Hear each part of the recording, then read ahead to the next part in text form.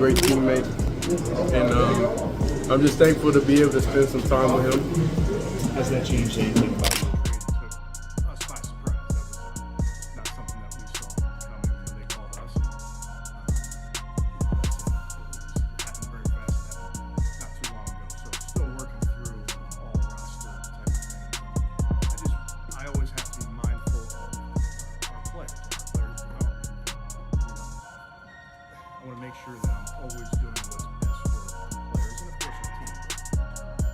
Young players, I'm always thinking about last week making the change for Dylan. I have to think long and hard about that. The Browns were supposed to cruise through a peaceful season, but peace clearly caught the next flight out.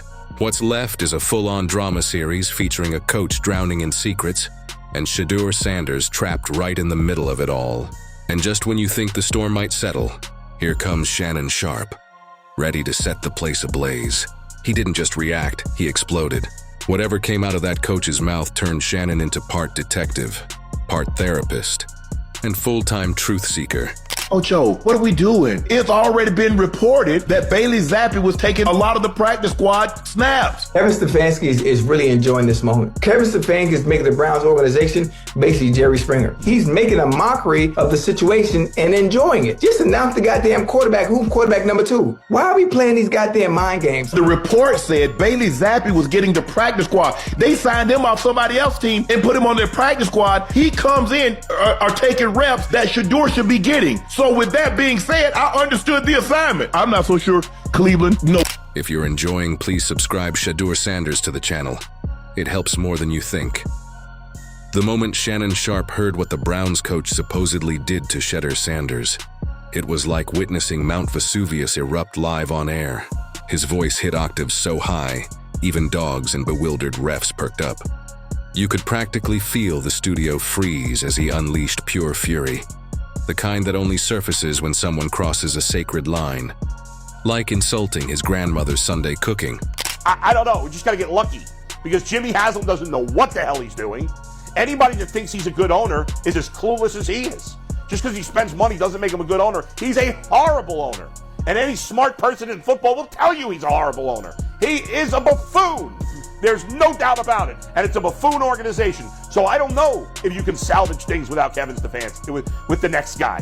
But the only two excuses I ever hear of why to keep Kevin Stefanski is 2-time coach of the year and, well, he's better than what we had. But that doesn't...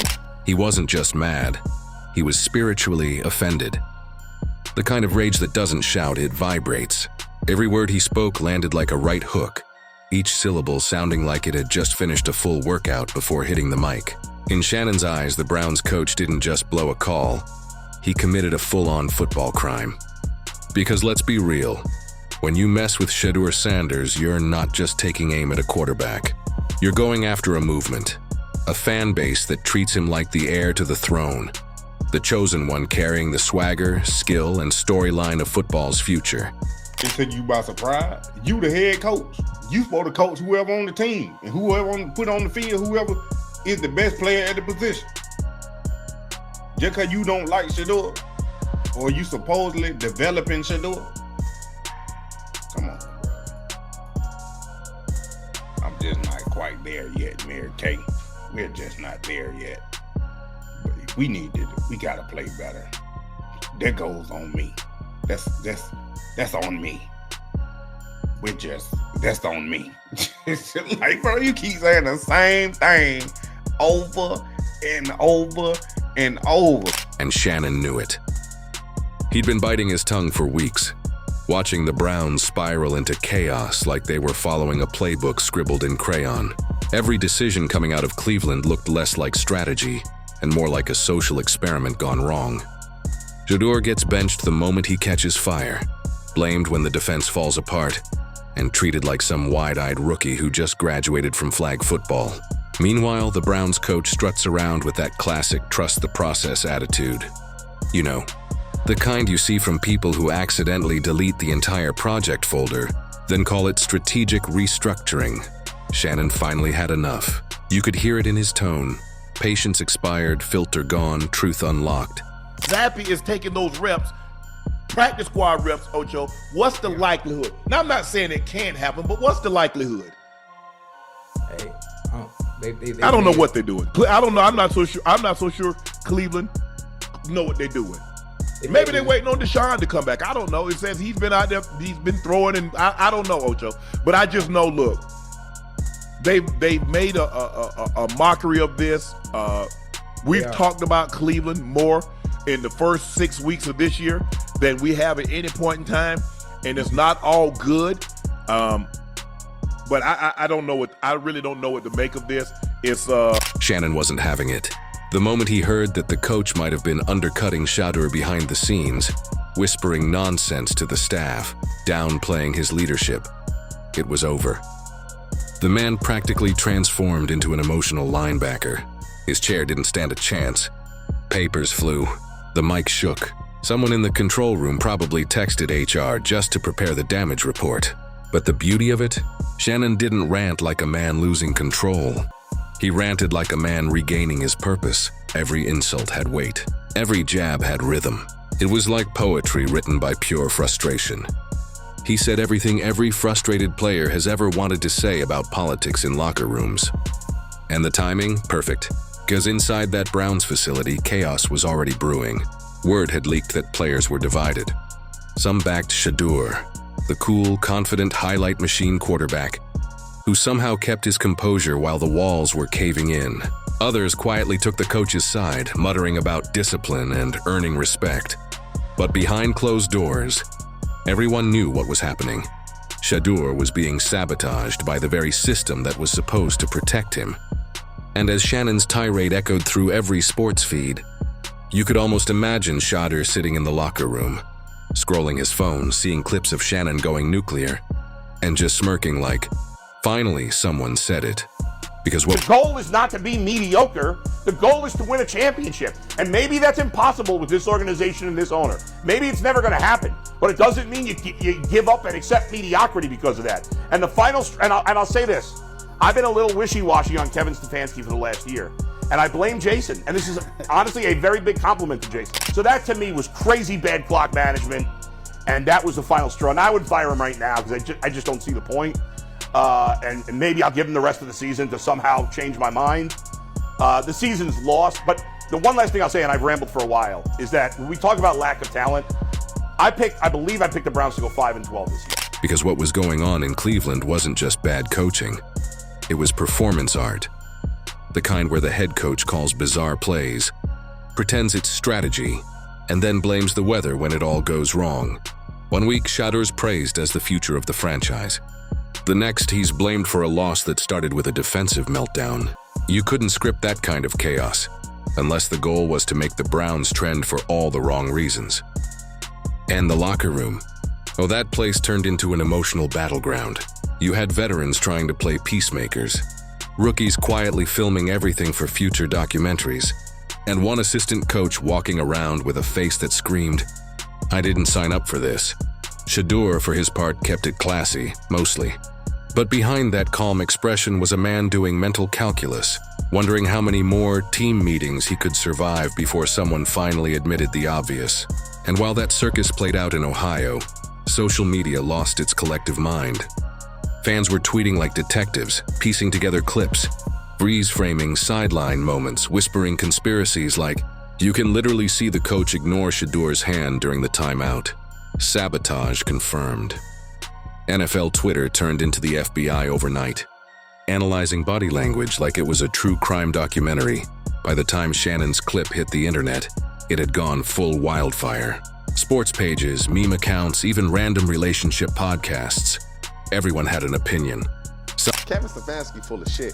That's the type of coach that you talk about instilling confidence into your players. How you think that makes Shedeur feel? I don't know who the backup is. Yeah. You got to be kidding me. You really gonna bring up Bailey Zappi from the practice squad and make him the backup over me and I've been on the active roster? Either Kevin Stefanski thinks Shedeur Sanders is Magic City parking lot, straight ass, or he just don't like him. This is the perfect example of take all your confidence away from a player. He must got some pictures or some evidence on Jimmy Haslam. Like, I've never seen anything like this. Some called Shannon a hero. Others said he overreacted, but deep down, everyone knew the man wasn't yelling out of nowhere. He was voicing the frustration of every athlete who's ever had to carry a team, while the coach treated them like a disposable intern. Meanwhile, the Browns' PR team was probably chain-drinking coffee, trying to draft statements like, "We fully support Shedeur Sanders and have no internal conflicts," while quietly wondering if they should install metal detectors around Shannon before his next broadcast appearance. And let's be honest, Shannon didn't just make it a segment. He turned it into an event. By the time he finished, the entire internet was divided into two camps, Team Shannon and Team Coach Confusion. Players started subtweeting cryptic emojis. Other analysts jumped in pretending to be neutral, but you could hear the snark dripping through their tone. Even retired players came out of nowhere adding, "just saying," before typing full essays that said everything without saying anything. Inside the Browns' locker room, it was awkward energy galore. Every eye roll felt like an earthquake. Shedeur tried to stay cool, pretending he didn't hear the whispers. But it's hard to ignore teammates giving you that, "Bro, you good?" look after every practice. The man was doing interviews like a pro, smiling for cameras, saying all the right words. But the quiet tension behind him told another story. You could almost hear the hum of disbelief in the air. And that because they were using Shedeur, and they ain't got neither one of the quarterbacks they were trying to make the starter. They just traded Joe Flacco and then traded Kenny Pickett before because he had a hamstring injury. And then you stuck with Dylan Gabriel, and then you don't want to play Shedeur. So then you about to sign Bailey Zappi from the practice squad, make him second string, and have Shedeur stay at third. Then you got to worry about Deshaun Watson coming back. Then what you gonna do? Then what you gonna do? You gonna cut Bailey Zappi and put him back on the practice squad? Today, it was bizarre. Kevin actually looked shaken to me today. I mean, to come out and say this trade was a total surprise, my gosh, it just does not speak well. And that's the thing about sports drama. It never stays contained. Leaks, spreads, mutates. One small rumor becomes a storyline. A slight look becomes a narrative. And before long, you've got a full-blown scandal where everyone's pretending not to gossip while refreshing Twitter every 10 seconds. The Browns had built something special. Not a dynasty, not a legacy, but a weekly saga. And now, thanks to one coach's ego and one commentator's volcanic outburst, they've turned themselves into the NFL's favorite reality show. Was the internet's new obsession? Every sports outlet was running slow-motion footage of Shannon's face mid-eruption, like it was evidence in a trial. Cleveland fans, bless their hearts, were in denial. They were tweeting stuff like, "Stefanski's just testing Shedeur's mental toughness," as if turning your quarterback into a scapegoat was part of some Jedi training. Meanwhile, Shannon was somewhere in a studio chair, still smoldering, still shaking his head like a disappointed uncle watching his nephew ruin Thanksgiving dinner for the 5th year in a row. And Stefanski? Oh, he tried to play it cool. Press conferences, calm voice that carefully rehearsed everything's fine expression. But you could see the cracks forming. The man looked like he hadn't slept since the rant dropped. He probably had nightmares where Shannon popped out of the locker room like a ghost yelling, "Explain this play call." The man's stress levels were rivaling Cleveland's playoff hopes, dangerously low and barely holding on.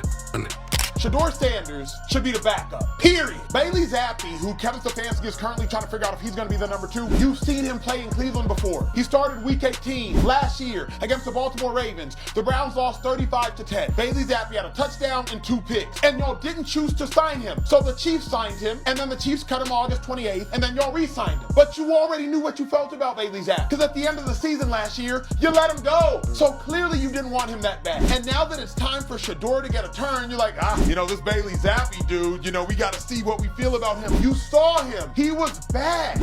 Inside the locker room, though, things were getting weirder by the hour. Teammates started picking sides like high school drama. Half the locker room whispered about how Shedeur deserved better.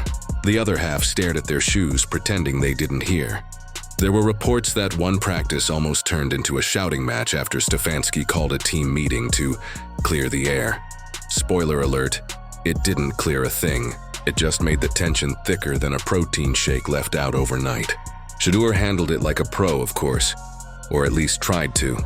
He showed up, did the drills, smiled for the cameras, all while the internet turned him into a symbol of quiet defiance. Every clip of him walking off the field got turned into an inspirational edit with dramatic music. "Stay strong, King," fans wrote. They can't silence greatness.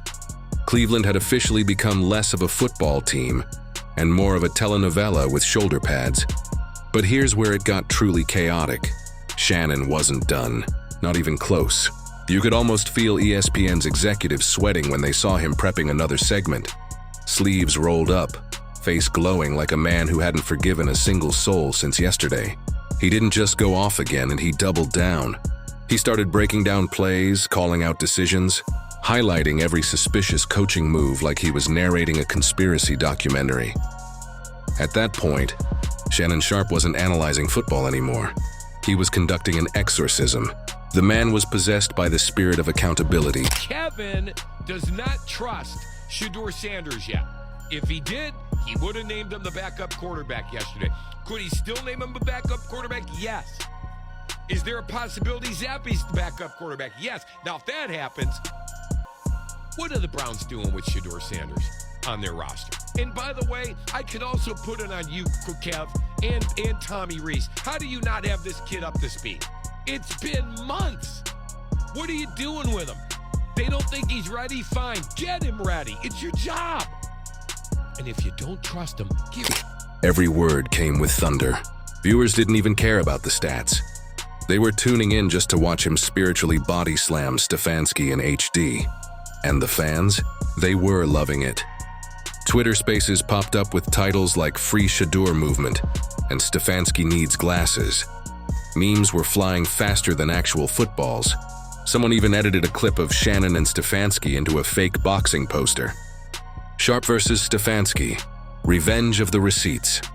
You couldn't scroll 5 seconds without seeing Shedeur's face paired with the words, "He deserves better." Meanwhile, Stefanski's press team was drowning in questions. Reporters were circling like hawks. Every answer he gave sounded more robotic than the last. "We're focused on the next game. We believe in our process. There's no internal conflict." Which, in sports translation, usually means everything's on fire, but we're pretending it's fine. Players started noticing. Practices turned tense. Shedeur was throwing lasers, proving his point the only way athletes know how, through performance. But you could sense it. The trust between him and Stefanski was hanging by a thread, and every snap felt like a silent argument. Then came the locker room leak. Some anonymous team insider, which in NFL language usually means a guy with good Wi-Fi and a big mouth, told reporters that Shedeur had been frustrated for weeks, that Stefanski ignored his suggestions, that he'd even been benched mid-scrimmage for reasons no one could explain. Whatever Kevin Stefanski says is fair because it's Kevin Stefanski's team and it's his process. I also think it's extremely obvious that Kevin Stefanski doesn't mess with Shedeur Sanders the way the outside public believes that he should. When you think about this process, it feels that Kevin Stefanski wasn't ready to draft Shedeur Sanders, and then upon drafting him, he didn't put a plan in place to handle the person.